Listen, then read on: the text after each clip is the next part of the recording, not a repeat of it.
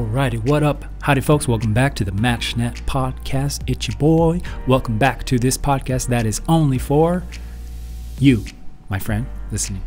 The single people of this universe that are trying to prepare well for this amazing cosmic gift from God and true parents, which is what? The marriage blessing of true parents.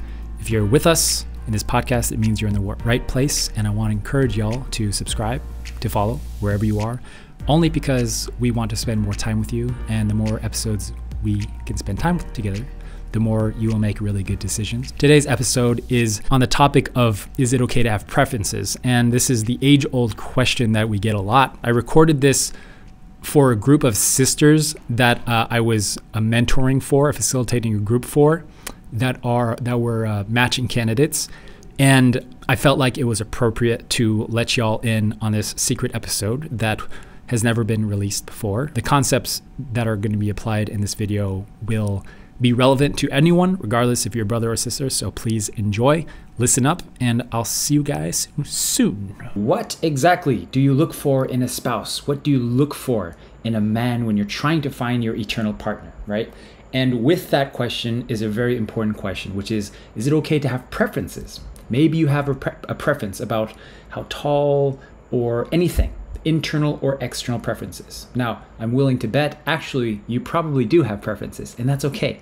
And so in this video, I'm going to answer clearly, is it okay to have preferences and what to look for in a spouse? All right, so let's first answer this question.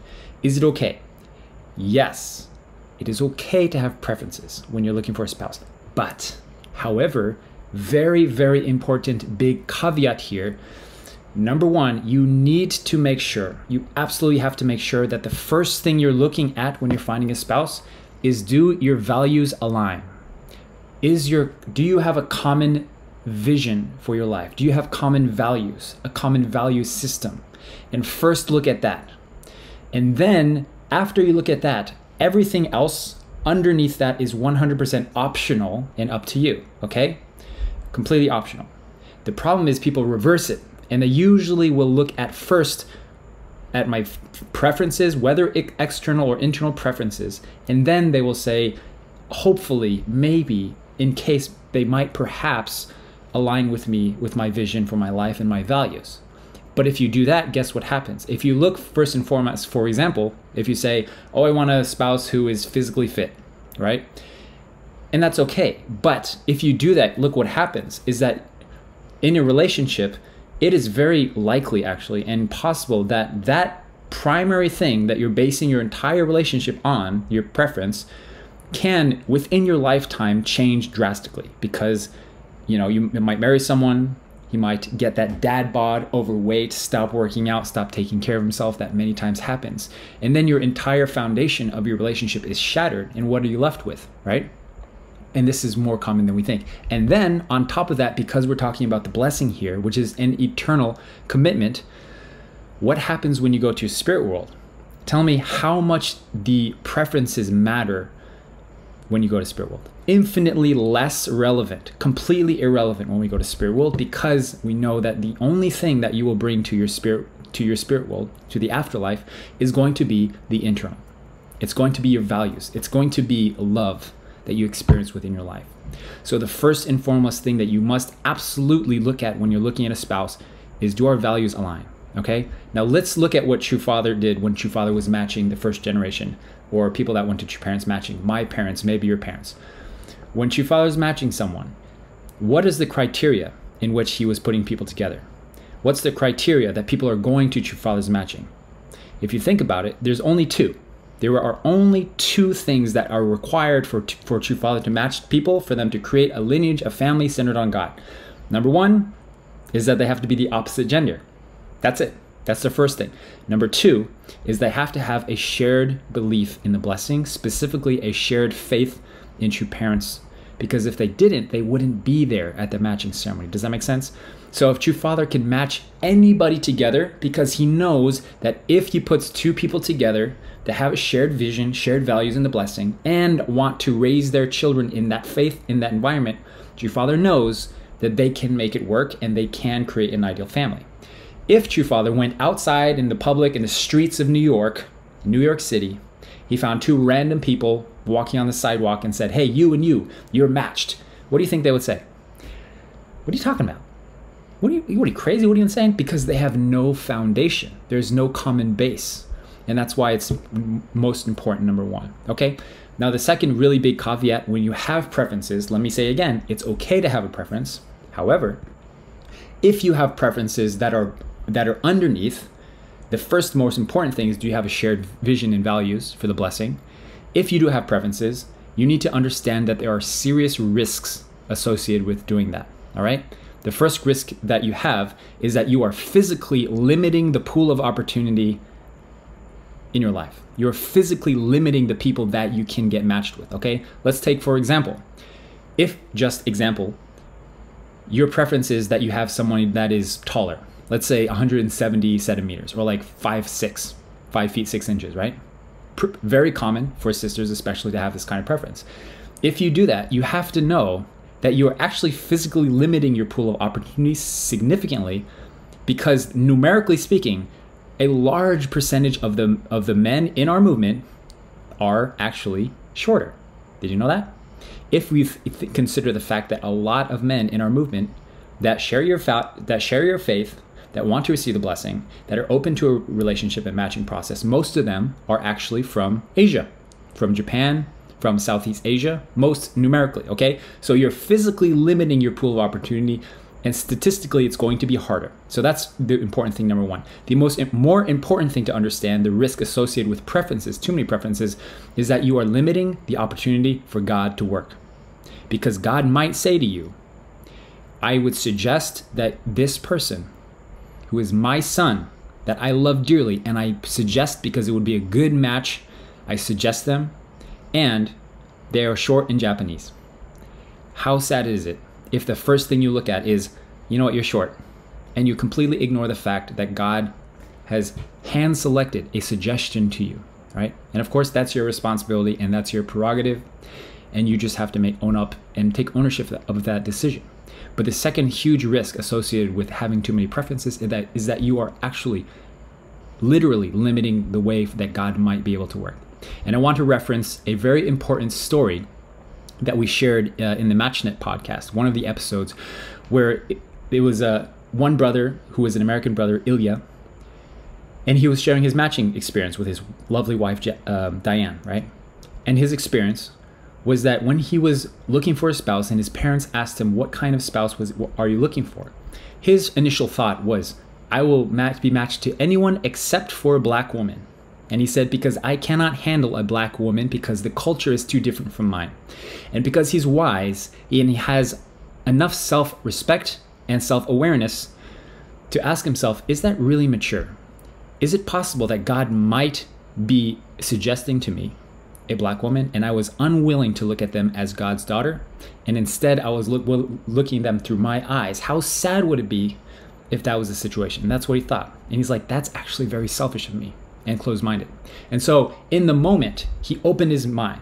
In the moment, he decided, even though he had these preferences, guys, this is important. Even though he had the preferences, in the moment when it came down to it, he said, I'm deciding to first and foremost look at her as a child of God. And lo and behold, he was suggested this beautiful black woman named Diane. And God bless him for putting down his filter of what he prefers, because then he was able to see her as a unique child, beautifully unique, uniquely divine in her own right, and a daughter of God. And because he was able to see that in her, he realized, oh, I actually really like this person. I actually think that this would be a good match, because he's seeing first and foremost individuals as individuals and not through your own lenses. All right. Let me say something that's maybe controversial to hear. It is the most self-centered thing and sinful thing on planet Earth to see people from our own viewpoints, to not see people as God's children. It is incredibly self-centered, incredibly sinful, because in other words, we are looking at them for what they can do for us and not for who they truly are. And let me say again, it is okay to have preferences, but you need to make sure first and foremost that your lens, the filter through which you're looking at every single man, woman, child on planet Earth is first, this is a divinely unique aspect of God's heart, and I might not see it currently. Ilya did not see it initially. I did not see it in my own wife, Hsa-uwc, initially.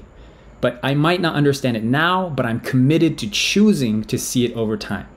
And that's the decision you need to make. I was asked recently by a brother in our group, how do I actually develop that mindset of looking at everybody as children of God? How do I become like that, right? Well, two ways. Number one, you can work on yourself and see yourself as a child of God, understand that you are unconditionally loved no matter what. And as you do that, you will naturally try to see everybody as unconditionally loved by God. It's a natural byproduct of seeing yourself.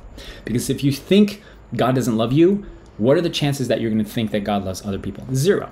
But if you know with confidence that you're worthy of God, love and grace of God, then you will know with confidence that everybody is under the same heavenly parent, right? And the second way to develop this mindset and this attitude of everyone is a child of God, everyone is my brother or sister, the second way to do that is just to make decisions when it counts.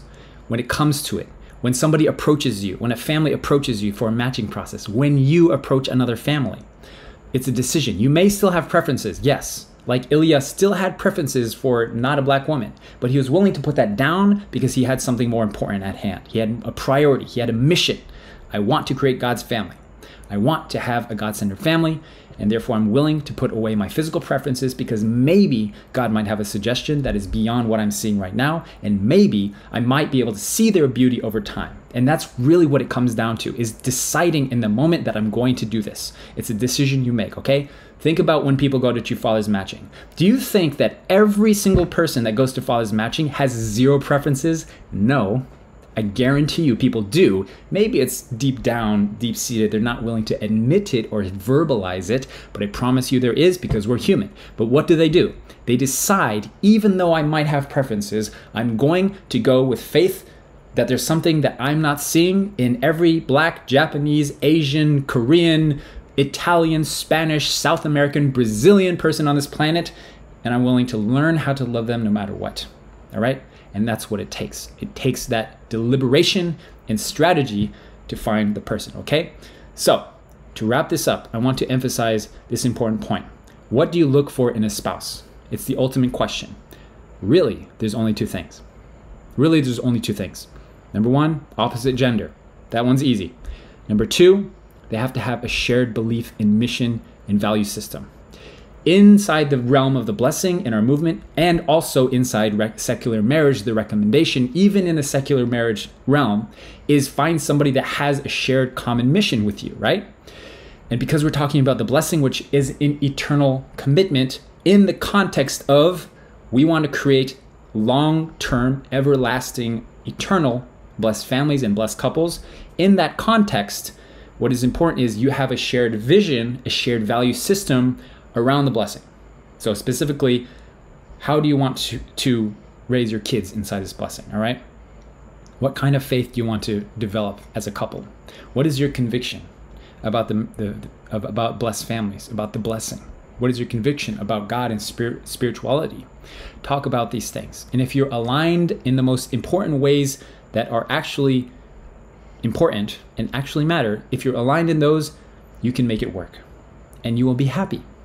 Because no matter what life throws at you, you will be able to make it through it because you have that you're holding on to. All right? I'm going to tell you a quick story that happened very recently with a couple that I've been helping for a while. And I'm going to share this with you because I think it might be helpful and it really highlights some important facts. All right? This couple that I was helping recently have gone through a divorce. All right? 10 years being in a relationship, 10 years being blessed, recently getting divorced. And what I found through this experience is that what happened is at the beginning, they seemed like they were very much on the same page, had the same beliefs, had the same faith, right? But over time, what happened is that the wife lost faith, started listening to a lot of the negative stuff, surrounding herself with negative people, negative friends, losing faith in God, spirituality, saying it's all just BS, and committing herself fully to work and career and making money and the external, the things that don't matter, right? And so this husband is like, what happened? Why is this going on? And when we look back at their relationship, I find out that the wife really didn't have much conviction in the blessing. And she didn't know that. in her defense, she didn't know. Because a lot of the reasons that she received the blessing, and honestly, honest to God, a lot of the reasons a lot of people receive the blessing is not because they have 100% conviction in the blessing, but actually because they're afraid.